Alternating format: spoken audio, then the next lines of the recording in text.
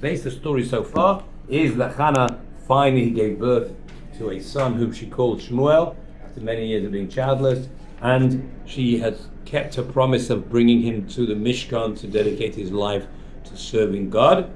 And in the process, we had a very interesting story yesterday about the possibility, Medrash, of him almost dying. Okay? Anyway, now he's safe, thank God, and he's now going to be brought up in the temple by, who's in charge? Eli, probably the Kohen Gadol. He will be his adoptive father. Okay?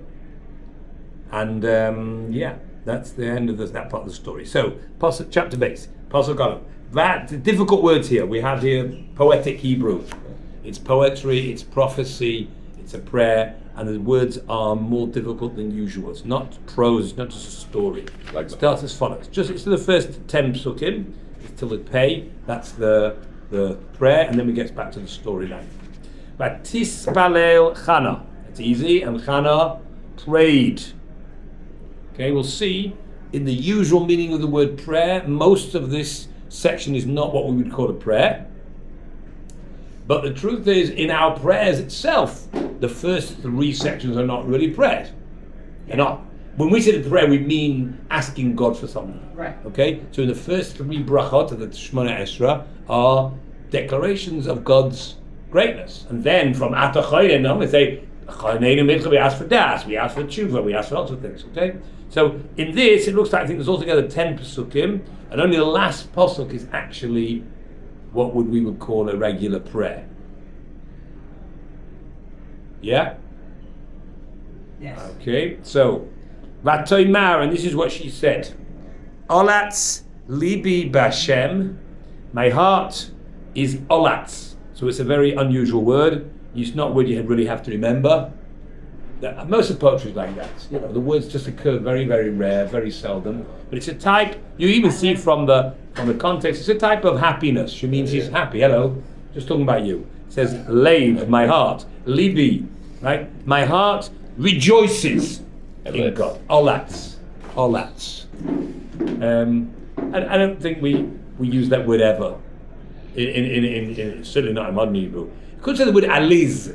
Aliz means a person who is, it describes a youthful exuberance, is aliz, which is probably the same word, just a slightly different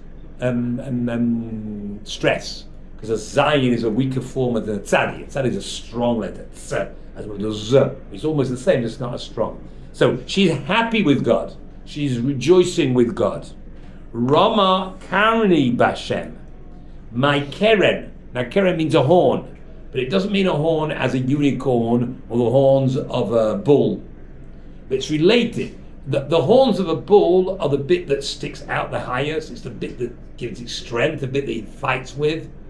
So when you say, Matzmiach keren Yeshua, we say in davening, he who sprouts the horn of salvation. What does it mean? So keren doesn't mean a horn in that sense, but it's a protrusion, something which is obvious, something that sticks out and everyone can see. So she says, Doesn't it mean it happened all of a sudden? No. All of a sudden there was some, No. it sprouted the salvation. No. What does the word sprout mean, Rabbi? Sprout means to grow, like a tree. Anyway, that's over there, we're not talking about over here. No, it doesn't mean all of a sudden. No. Someach, something that grows. No. Anyway, here it doesn't say that. Rama, elevated, my horn or my prowess, my power, my strength have all been elevated by God. Rochav pi aloivai, my mouth, Rochav, Opens. wide. It may open, but it's not what it means, right? My mouth is wide, al oivai, upon my enemies. Ki samachti bishuasecha. I am happy with your salvation. So, she's clearly happy about her situation. God has saved her from her terrible situation she was in, years and years without having children, and being teased by her co-wife, and probably by many other people in society who looked at her pitifully, maybe even derogatory. That could depend on how you view being childless, right? Many people childless is just a situation that is unfortunate. Some people may view childless as a sign that not in being in God's favor, which is how would be superficially but possibly be wrong, because we said no, Sarah was childless and Rivka was childless and Rachel was childless and Hannah was childless, and all these people were great tzaddikim. So it isn't really a sign of not being in God's favor. But I could understand that people who are not learned would see it like that, and therefore consider, well, obviously Hannah isn't a big tzaddik, like she makes out, or people think she is, because she's obviously, weird, normal. So there's a lot of things that Hannah's gone through all these years, and now she's able to have wide mouth upon her enemies, meaning her mouth is now open in answer to them. Right? Up till now, nothing she could say. All the things that people said about her or said to her, there was nothing she could answer. I thought you were smiling. Doesn't mean smile. It could mean that. I don't think it means that, but it could mean. Because I would say, Rochav pi aloy. Allah means upon my enemies. It means against my enemies. That's why I know what it means to be able to answer. Because an open mouth doesn't necessarily mean to smile. There's a wide mouth. Yeah, you're saying a wide mouth means to smile? Okay. Yeah, usually. And sometimes the worst thing you do to your enemies, smile. We always watch the soccer. I don't think it could mean. I think it means to have got something to say, as opposed to being closed mouth. Is it who again? Hannah. So she's happy, she feels elevated, she feels she's got what to answer people. Now she's really happy with God's salvation. Okay. I saw the Malbim actually says that these are 3 stages in her story. The first stage was when Eli informed her that she was going to have a baby. Mm-hmm. I was happy. The next stage was when she became pregnant. And the third stage when she actually had a baby that she could fulfill a promise and bring to the Beis HaMikdash. Yeah? Can I ask you a question? Yeah, sure. Excuse me, I just come from the dentist, so if I'm not speaking properly, just forgive me. I want to ask this question with trepidation because it's a decade that we're talking about here. Yeah. Okay, so please don't. Was not Balgaivadik. Like, oh, look at me now. I have a child. You know what I mean? It's no guy. It's a form of gratitude. That's why you say thank you. When someone gives you a present, you say thank you. Yeah, but I'm just saying. She's expressing her appreciation to God. She's not turning around to everybody saying, "Oh, who cares about you?" No, she's got what to answer people. That's not. Yeah, I'm saying that by definition. That's not Baal Gaiva. On the contrary, the other person's the Baal Gaiva, and I want to answer. I don't have to feel worthless. So if a guy was poor his whole life, yeah, and he got money, and he bought himself a BMW, yeah, and he drives the whole neighborhood to show people, that's a Baal Gaiva. What's the difference between this and that? She didn't go round knocking on the doors of all the people who used to tease her and saying, "Here's my baby." No, it means when she's in the street and people say to her, Chana, you're not such a big tzaddikus, why not? You don't have any children? I do, you see, I do. She didn't go around parading her kids in the street. Doesn't say that. Okay. Now, Pasuk Beit. Ein kadosh kashem. There is nothing holy or nobody holy like God. Ein kadosh kashem. Ki ein biltecha. There is no one besides you, or there is nothing besides God. Now, to be honest, I don't really see the connection between those two statements. Not really. You have to think about this philosophically. Why does one statement follow the other? Assuming that ki means because. Ki has got lots of meaning, but the initial assumption is the word ki means because. There's nobody as holy as God because there is nobody besides God. If there were other things besides God, then God wouldn't be the holiest thing. But since there's nobody else, he's the holiest. Well, I mean, obviously, if there's nobody else, obviously you've got to be the holiest. You've got to be the least holiest as well if there's nobody else. If there's nobody else to compete with, then I don't really know exactly what she's trying to say. I mean, I would guess, if philosophically what it means is like this, is that because God is everything, therefore, it means if there were two of them, that would by definition mean that there is a limit to God, which would make him physical. And because God is totally without boundary, and that's why he is spiritual. That's another point. Yeah, that's also true. I don't think that's what it's trying to say at the moment, right? It's going to get to that eventually. That's what makes him so non-physical. Everything physical has limits. and everything which is only one of has no limits. So there's relationships between being nobody else and being holy. But I have to be honest, I don't really know. I'm not really philosophically minded, so I don't really know what it means. The aim Tzur, okay, no, there's no rock like a Tzur is a rock. Okay? Like Ma Tzur Yeshua, say Tzur is a rock. A rock means something which you can rely upon. Right? That's why, for example, the emblem of insurance companies in England is they use the Rock of Gibraltar. Right? That's like the emblem. Because a rock is something you can rely on, which is what insurance companies are. When you've got a problem, they're supposed to pay you to get you out of the problem. If they do pay you. Yeah. Okay, so that's what a rock is, a rock of salvation. So there's no rock like God. God is who you can rely on, which is what she did. She relied on God to help, and God helped her. Okay. Al tarbu sedabru gavaya gavaya. Don't. Tarbu means to be increase. Tadabru, to speak. Don't speak lots of gavaya, high.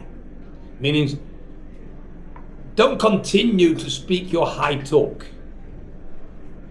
You have to see the context for a second. Yetze osok mipicha. Allowing osok.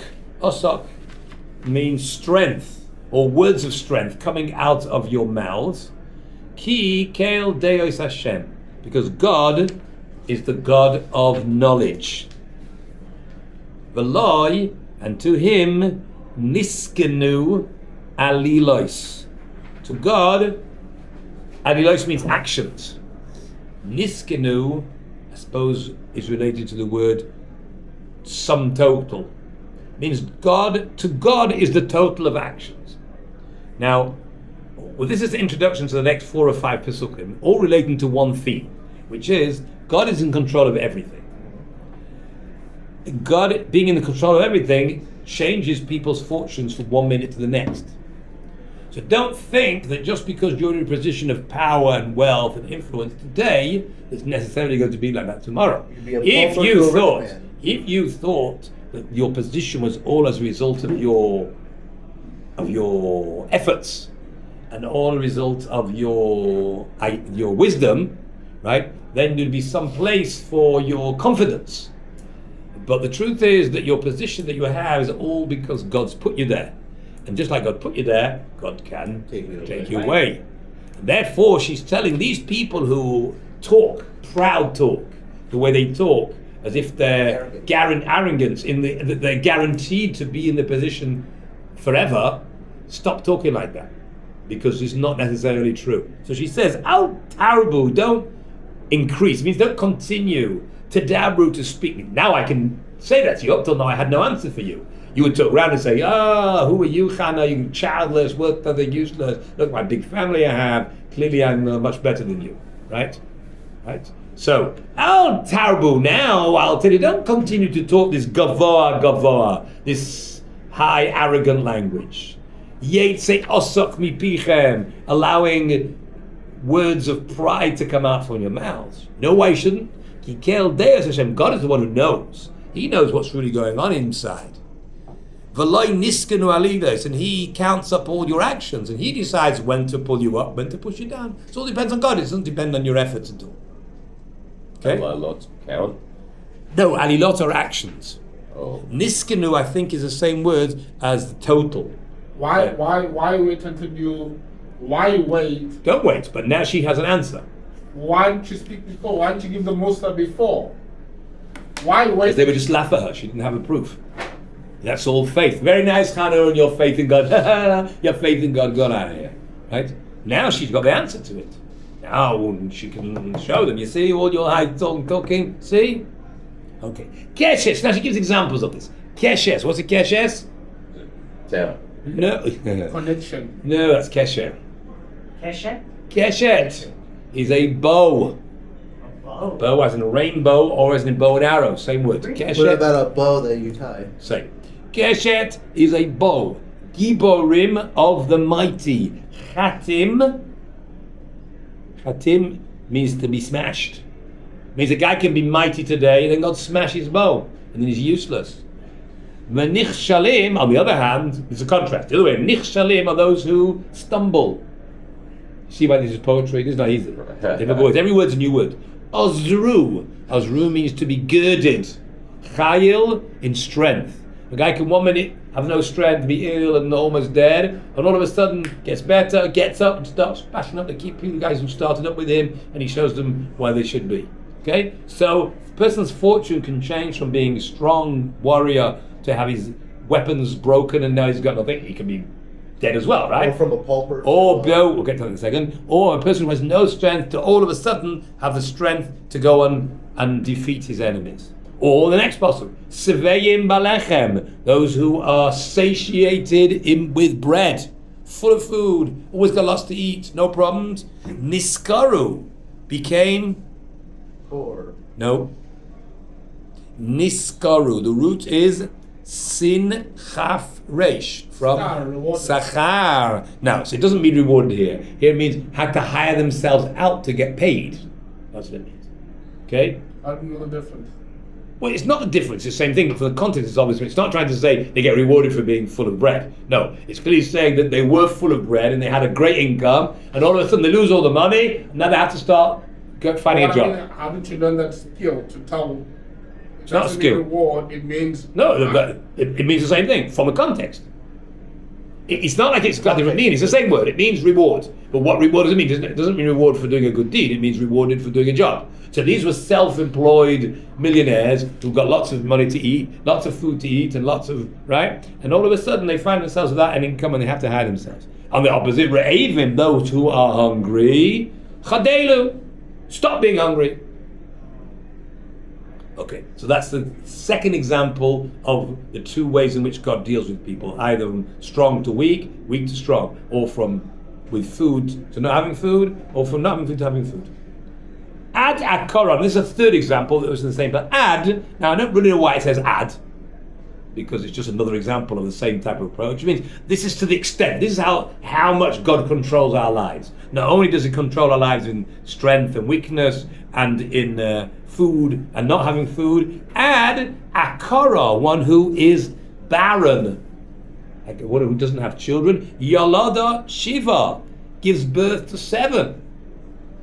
Is that a prophecy? I think it's a prophecy because the moment, if she's talking about herself, I could just be talking about in general, right? But as Lev said, it looks like this is coming from her experience, not from other people's experience. So although the bread and the strength are not her experiences, but it would look like this is her experience, in which case it's prophetic. She doesn't have 7 children, she's only got 1, right? We'll see later on she has more, but at the moment she's only got 1. 3 she have.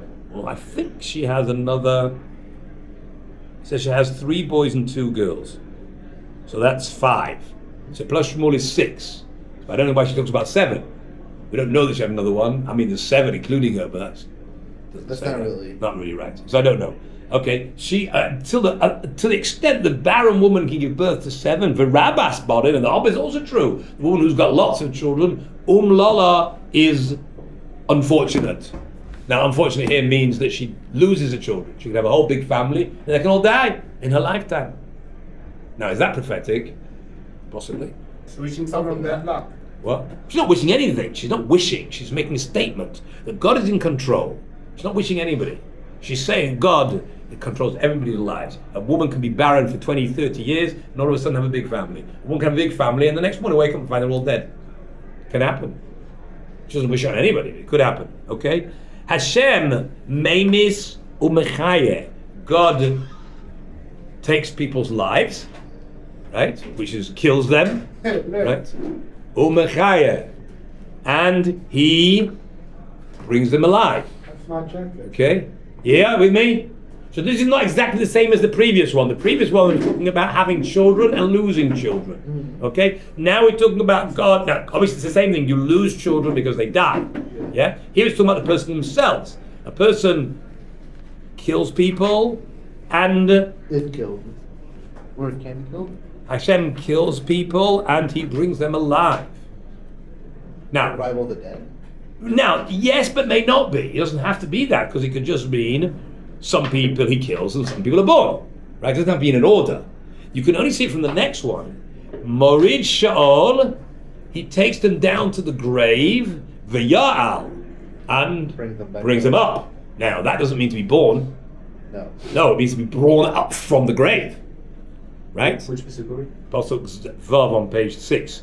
Means the pasuk to be born, right? It says Mechayeh. So Mechayeh could mean, like you're saying, resurrection, but I don't think it's so clear there. I think it's more clearly here. To bring up doesn't mean to be born.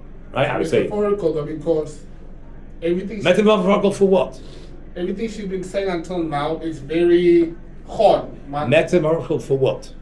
Saying that God brings people back to life. It doesn't fit the context of what she's been talking.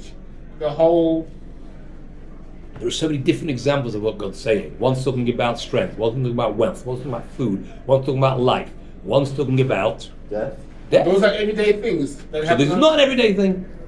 Why does everything have to be the same? On the contrary, right? What would it mean? What would it mean if it didn't mean? You can't say it's just a general marshal, because each of these is It specific. means sometimes the person can be very sick on their deathbed, 2 hours before their death, and then all of a sudden the person comes back to life. These things happen every day. Okay. What does that have to yeah. do with anything, though? Oh no, it does have. Why does it not do this? That's the theme, right? Yeah. If a person- But I don't know why you would want to read it like that. No, because you didn't say anything about Mashiach in the temple. You said You slowly. Sure. Wait, but Sheol isn't Sheol berries? Sheol. Sheol means the grave. Yeah. Metaphorically, he brings people back to life. He was about to die, kidney failure, they're done. The doctor told him all of a sudden he's got to come back to But I life. don't say it's not metaphorical. No, but you- That's not what you mean by metaphorical. Literally, No, but it's when it says Morid Shaul, you take down to the grave. Is that metaphorical? In this context, Why should it not mean to die? God takes people to the grave. It means he kills them, right? Does that? So Vayal sounds like he brings these people up from the grave.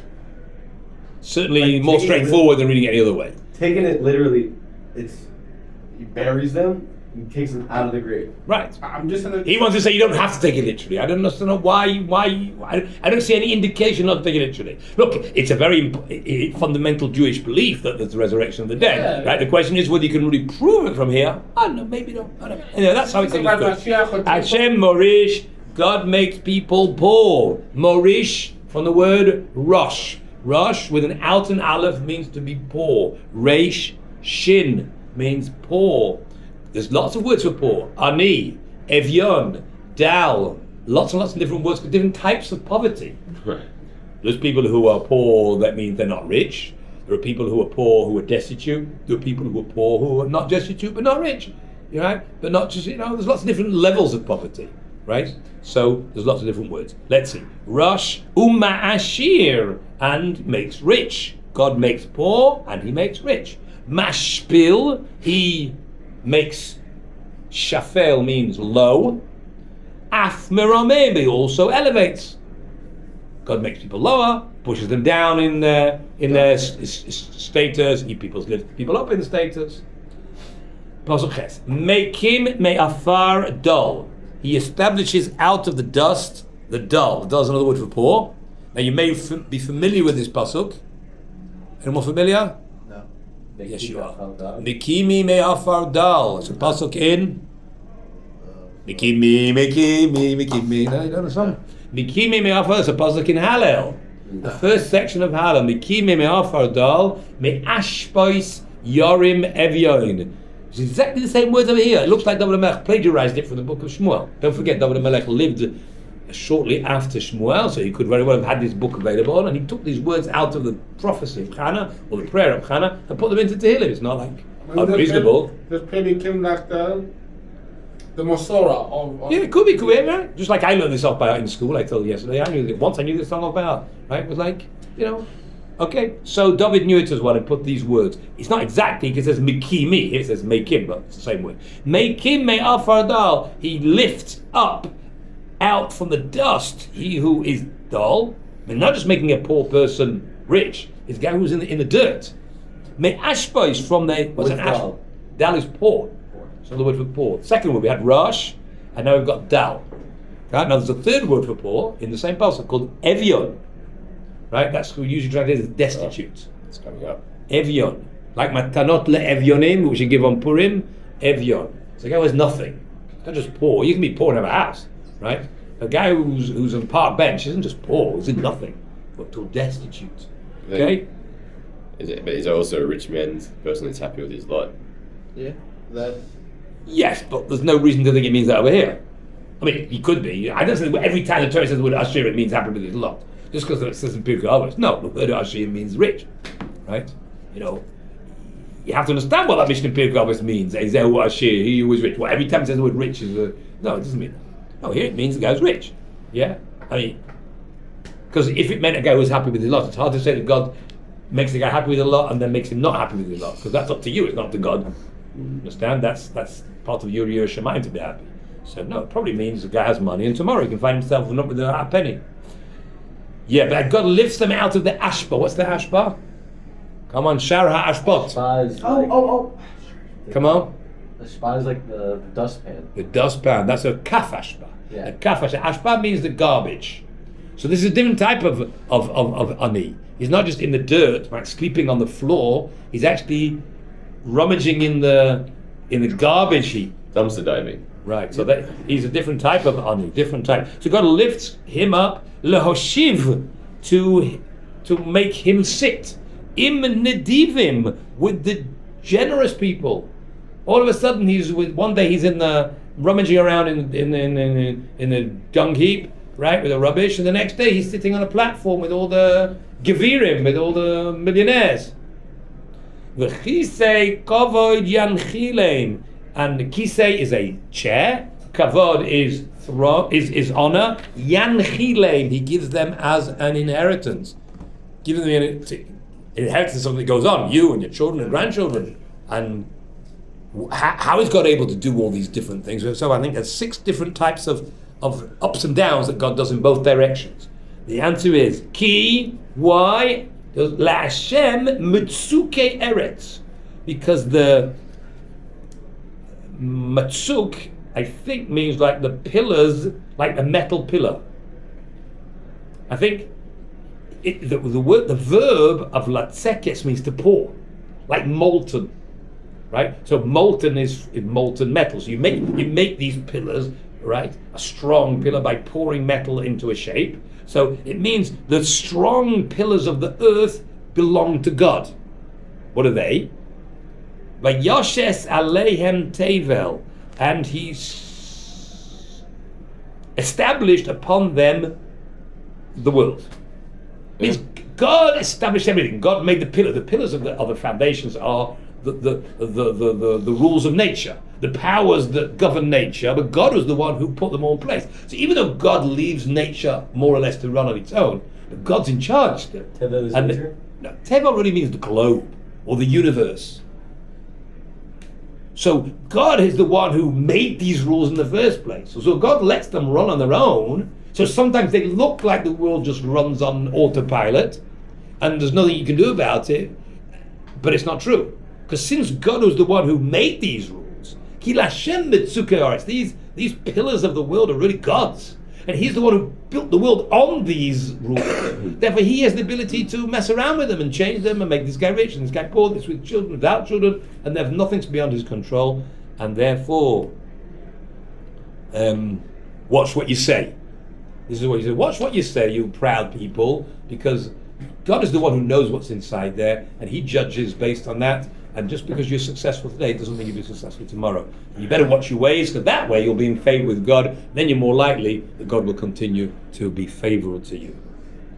Right? Should a guy, this is a rabbi, he's learning 10 years, knows a lot of Torah. Mm-hmm. Does he first have to wait until he's married to speak about Shalom Bait? It's probably a good idea. Because when you have experience, then people will take you seriously. They'll say, "What do you know about Shalom Bait? You've never been tempted. What would you know how to talk to your wife? Let's see when you do it whether you can talk." That's people who usually ridicule people who don't have experience. So it's the same thing here. Yeah, I suppose so. Yeah. Okay. Raglei Chasidov Yishmor. He will guard the feet of his pious ones. Based on what we just said before, right? The Hasidic ones. Well, a chassid means the guy who is pious. What does pious mean? Guy who goes above and beyond. Above and Guy beyond. above and beyond what the minimum is. He will guard their ways. Their feet means their ways. Urishoim, but the evil, Bachoshech Yidamu, will be silent dumb. Dumb is like Amod dumb. You're telling the army to stand. No, that's down. Attention. No. There's not for the word down. Attention. Attention. To be silent. No, when you Amod dumb means to stand. No, not alert. Means to stand at silent. Okay. So they will be sent to the darkness and silence. That's happened to the evil people. Ki lo b'koach yigbar ish. Man is not strong through his strength. Man is strong because God decided he should be strong. God's given him this position of strength, wealth, of power, influence. That's why he's there. If it would depend on your own strength, then you could say, well, I'm here, so I'll stay here. It doesn't come from him, and that's why God eventually will take the Hasidim and give them strength, and the Rishoyim, and send them to where they should be silent in the dark. That's the end of her introduction. That's just an introduction talking about God's ability. Now she actually gets into the prayer, which is one pasuk long. The actual prayer is as follows: Hashem. Now she's addressing God, not talking about God. She's talking to God. Yechatu merivov. May his enemies be cut down. Now, whose enemies is it referring to? Could be God's enemies, but I think it's probably Shmuel's enemies. Shmuel was her son who's just been given over to the temple. And she's praying to God, the God who is, as we mentioned, all these different things, everything's in God's control. God should cut down Shmuel's enemies. Anybody who gets in his way should be sorted out with. Allah upon him, Bashamayim, in heaven, Yar'aim, he should make thunder. We had this word beforehand when Penina tried to make Hannah cry. It says she angered her in order, Har'ima, to make her thunder, to make her burst out crying. Right? So Reish Ayin Mem, the Mem is a root letter. Har'imaim, Yar'aim, the Mem is not like they, no. Yar'aim, that he should thunder, means he wants there to be a thunderous clap in heaven, which will, not literally, right? A thunderous clap meaning a great effort from heaven to be on behalf of Shmuel her son. So Shmuel should cut down his enemies with God's help. From heaven they should thunder down in hell. That's what it means. Yar'aim Hashem. From heaven God will thunder against Shmuel's enemies on his behalf.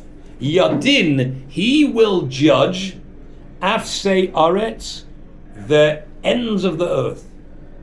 That means that Shmuel, being a judge as he was, will judge the Jewish people and lead them wherever they happen to be. V'yitein oz lemalko, he, God, will give strength to his king. Who's his king? Shmuel's king. Who's Shmuel's king? Hashem? Or No. Hashem doesn't give his strength to himself. David HaMelech. So it could be David HaMelech, it could be Shaul HaMelech, right? Because there's two kings who Shmuel anointed, right? So if we look at the pasuk, you'll see it's probably referring to both. V'yitein oz lemalko, he should give strength to his king. V'yarem, and he should elevate Keren Meshicho, the horn or the strength or the might of his anointed one. So the first one is probably referring to Shaul, and the second one is referring to David. Because Shaul is called the Melech, and David is called the Mashiach. Because Mashiach means anointed. That's what Mashiach means, And right? also Mashiach. What? And also Mashiach, no? Like the Mashiach. No? It could be, there's no need for it to mean that. It could be. That's unfair for you to say that. She asked me, right? It could mean, right? But there's no need. Because you associate with Mashiach with something in the future, but the word Mashiach doesn't mean anointed, right? So it doesn't have to mean anything beyond anointed king, right? You know, the Kohen HaMashiach, it's just a word. We've come to use it in we've got so used to it, so therefore to us, it means something specific. But it's not what it really means in Hebrew, it just means anointed. So there's no need for it to mean anything beyond David HaMelech. Right? You know, look, either way, this is a prophecy. Because David wasn't born, or David is not being, nobody knows about David, no one knows about Shaul. She's prophesying about the kings in his life. Right? So that's why Hannah is considered a prophet. Because what she's saying here is prophecy about the king Shaul, and he's saying, not only give Shmuel strength to fight his enemies, because originally Shmuel was the leader, but then Shmuel left the scene and put Shaul in place, and he took over, and then David took over. Both of them anointed, both appointed. So Shaul wasn't really anointed. He was in a sense, but not properly. We'll see when we get to the story that they didn't anoint him. He wasn't anointed in the normal way that kings are anointed. It wasn't using the horn, it wasn't using oil, it was a different way. It wasn't the olive oil which was set aside for that. So that's probably why he's not referred to as the anointed one, only David is. Yes? It's unfair for you to say that because when I said what I said, you wanted to take it literally, it means what it means, Chiatum 18, as it is. So you have to apply the rule everywhere, meaning that it's also literal. Don't say it's Mashiach, don't bring these concepts. Why not? Because he made the rule. No, he's not the same what you're doing. Mashiach is referred to as... No, you were saying it's a metaphor. He's not saying it's a metaphor. He's just saying the word Mashiach means this Mashiach, another Mashiach. That's different to what you're doing. You were saying to take it away from... You didn't want to make its normal meaning, right? Yeah. It's got. You wanted to say like this. This doesn't prove Tchias HaMeisim, because who says referring to Tchias HaMeisim? Maybe it means just a metaphor. That's all it means. He said the opposite. Of course it refers to David, but it also refers to future Mashiachs as well. I don't think that's doing the same thing as you. But if you're going to say it's literal, it means what it means. Shut. I heard what you said. No You didn't listen to what I said. It's referred to as I heard your comment. You didn't listen to what I said. It's not the same thing. You're saying the literal. It doesn't mean the literal thing, Yeah. right? He's still saying it doesn't mean the literal thing, right? It just, why can't it mean both? Why can't it mean the Mashiach? Mashiach means the country. What does the Mashiach mean to you? When you say the word Mashiach, what does it mean? The anointed one, anointed king. No, I'm not saying to translate it. What does it mean? To all the people in this room, the word Mashiach means the Messiah who's Yeah, going the to one come. that- So he's right, so why shouldn't it mean that here? He's not saying that. You're doing the opposite. Take someone down to the grave and bring him up means resurrection. That's what it means. Yeah. Right? That's the literal translation. So he assumed Mashiach also means Mashiach. I just think it's not necessary. We, in our association, we associate Mashiach with that. Right? Just like you say the word Christ. What do you think? You think Yoshki pancake, right? We're not really looking What? JC. Yoshki pancake, right? That's what we used to call it, right? Jimmy Cricket. Yeah? I call it JC. Yeah, but it's not really. It's just the Latin for the word Mashiach. That's all it is. Christ means Mashiach in Latin. But so you won't associate him with a certain use of a word negatively. Well, Right? some Rebbeim I've met say you can't say JC's last name. That's why I didn't say it. Oh, I understand. I just said it on its own. Well, Oh, I no, I hear what you're saying. Right? Yeah, because then you're saying that Yoshki is the Mashiach. I didn't say that. Oh. Christ is just a Latin word for Mashiach. David, Christ. Hello. David is also Christ. David is the Mashiach. It says over here, right? It's just the way you use the word, you usually mean something by it. Okay. So if I'm going to ask Rabbi, Yeah. I'm not fighting, I really want to learn. Looks When like we learn, you're fighting. when we learn Tanach Yeah. and scripture in Yeah. general, so then how do we know this is to be taken literal, this is metaphorical, this is allegorical? Absolutely good question. Experience is the answer. Besides Chazal, right? That means, again, it depends what class you try to learn. You can learn it on all three levels. But the question is, when you want to learn something as being allegorical, it's very neat. But does that take away from the literal pshat? The literal pshat is wrong? That's what I was trying to say. The literal pshat seems to imply that there is resurrection of the dead. Right? I understood from you would say, who said? You can't prove that from here. So you're trying to make the apostle only allegorical. You understand? But why should you do that? The apostle should be taken at literal level as well. Is there ever a time where we... So shouldn't there be a consistency then?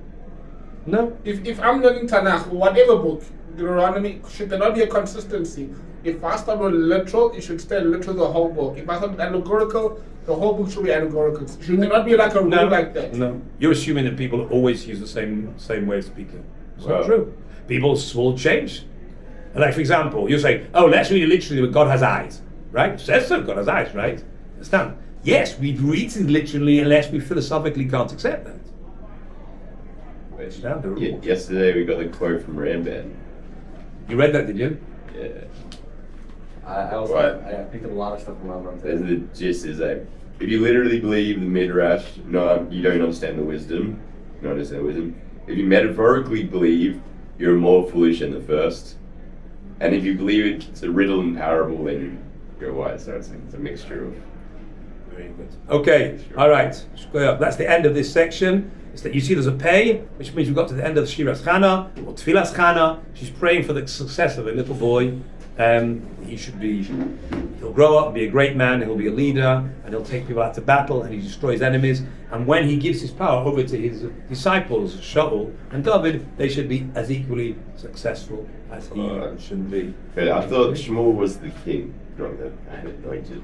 No, he was the leader, but there was no kings. I mean, his children didn't become kings. There was no dynasty. It wasn't meant to be a dynasty. He was the leader of the Jewish people, and later on they got a king, as we'll see. We'll learn about that. Is this the end of the prayer as well? That's the end of the prayer. Yeah, that's the end of the story. There was just one passage was a prayer, right? You see, that's what it seemed. You could read it differently, I suppose. It's talking about God's enemies and God's king. I don't think it reads so well. It fits in better that God should give strength to Shmuel's king, the king who Shmuel anoints. Okay, so what did she do? Hayelech Elkanah Haramasa. He went home because he'd left his son now in the Mishkan. He was going to be brought up there by the Kohanim and the Leviim, and well, I suppose the Kohanim's wives. Someone's got to be his mother, right? Okay, and look after him. He's only 2. I mean, he's very grown up for his age. How old was he? As far as you know, he was 2. 2 years old. Yeah. Okay. Well, closer to like the kids that can actually do stuff, like Rivka was able to like crawl water from the bottom, not like. Yeah, not like when I was 2. No, probably not. Eventually. Vayelech Elkanah Haramasa. He went to Ramah. Ramasa to Ramah. The hay at the end is 2. The taf is because it's instead of the hay to the place called Ramah. Al Beisai, upon his house. I mean, he went up home. V'hana'ar, and the lad, that's his son, Haya Meshares, as Hashem was serving God. Obviously, according to what he's able to do at that age. And as he grew older, he was given more serious, responsible jobs in the Mishkan. Espenei Eli HaKohen, in the face of Eli, means Eli the Kohen was in charge to make sure that maybe he actually served Eli. You know, it could be he got Eli's nagelwasser in the night, and he put out his socks for him to. Well, I don't know what it was, or it means that Eli was in charge of his growth. And taught him Chumash. Right, he taught him right, so not to be so right, exactly. Okay. Now we have a shocking story. Well, B'nai Eli, the sons of Eli, who are they? Chafni and Pinchas. They were mentioned in the first chapter. B'nai B'liyaal. They are men or sons without discipline, without growth. Lo yodu es Hashem. They didn't know God. Now that's silly to take that literally. Eli didn't teach them who God was. Yeah, he was a high priest, right? It means that they acted in a way that they gave the impression that they didn't know God. So they were secular. I wouldn't use that word, but because I don't know what the word means. They didn't keep Shabbos, they didn't wear tefillin. You'll see exactly what they did. It says very soon what they did. It doesn't say they were secular, right? But it looked like from their actions that they didn't think that God was around to watching them, and they weren't God-fearing. A secular is a person who doesn't believe in God altogether. No, that's an atheist. Okay, so what does secular mean? Let's not debate on the meaning of words, right? What does secular mean? I want to tell you something. What does secular mean in your Bible? Secular, someone not religious. Doesn't mean he's an atheist, he's just not religious. Well, their belief's secular. Their belief keeps changing with the times. That's what it there's is. for God, there's a religion. It's like a secular thing. They believe the most I don't know. updated So stuff. we have a debate about how to translate the word secular. But I think secular means a person who has no condition. kedusha in his life. I want to So tell it's you like they something. keep going around. They're like, what's going on with science? And they're like, yeah, It says they don't have a that back belief. then, a secular Science person says kept something, Shabbat, they'll be like, there you go. made science says kosher. this. I was So, I don't know what you mean. It's a contradiction in terms. It's like saying cold. It's like saying dry water. Don't use the word secular. It doesn't say the word secular in the What do Gemara. they do? It says in those days that. Science. What does it say? It says a person who was considered an Amaharit. Amaretz. They But they're just don't secular. have a graph. I think it's Messiah is full of secular people, of Amaratzim, right? That just means that they know how to pray, they know how to keep Shabbos, they can't read Torah. Why do you call them secular? They're secular? Stop, so you have a misunderstanding of the meaning. So I'm saying it's the same thing. In those days, the standard was high. Doesn't mean that he didn't keep Shabbat. The standard was so high. So he that- wasn't secular. He kept Shabbos, but they weren't very frum. But back the standard. Good. I don't know. It says, yes, they were from. They kept Shabbos. They worked in the base of Mikdash. Lo yadu es Hashem. They didn't know Hashem. What does that mean? They didn't know Hashem. It means they weren't God fearing. They didn't have Hashem. Wasn't part of their lives. It wasn't part of their consciousness. Right? They weren't acting as if Hashem was in the room. That's what it means. Lo yadu es Hashem. Well, let's see what it says. What they did. Right? It says what they did. Umishpat hakohanim. This is the rule of the priests. Now, what are the rules of the priests? When you bring a sacrifice, what is a priest entitled to? So the rule is like this. It depends what type of sacrifice it is, but a regular sacrifice that a Jewish person brings to the temple, the priest is entitled to 2 pieces from it, and that's all. The chazeh and the shok. The chazeh is this part of the animal called the chazeh, and the shok. This is thigh. The right thigh. That's what's entitled. The rest of the animal doesn't go on the mizbeach. What goes on the mizbeach are the intestines, the fats, right? All the edible stuff, right? The legs, the hands, the meat, all it goes to the owner. The owner takes it home. The only thing, and takes it home and eats. He has to eat it with a certain part of time. The only thing the priest gets to eat, gets to take, are those 2 parts of the animal. Okay? The shok and the chazeh. The chazeh is the breast, the front top part of the animal, and the right thigh. Thank you very much. That's all he's entitled to do. And yet we'll see that they violated this limitation. Chofnim, because that they did. They didn't follow the rules of what they were allowed to take. And that's the whole violation held against them. Right? But it would seem from their actions that on their level this was considered very, very grave Aveira. Okay? So, we got time? Not really. Okay, so we'll do the story tomorrow, please God. Okay? I remember the story. Good. Okay. Oh.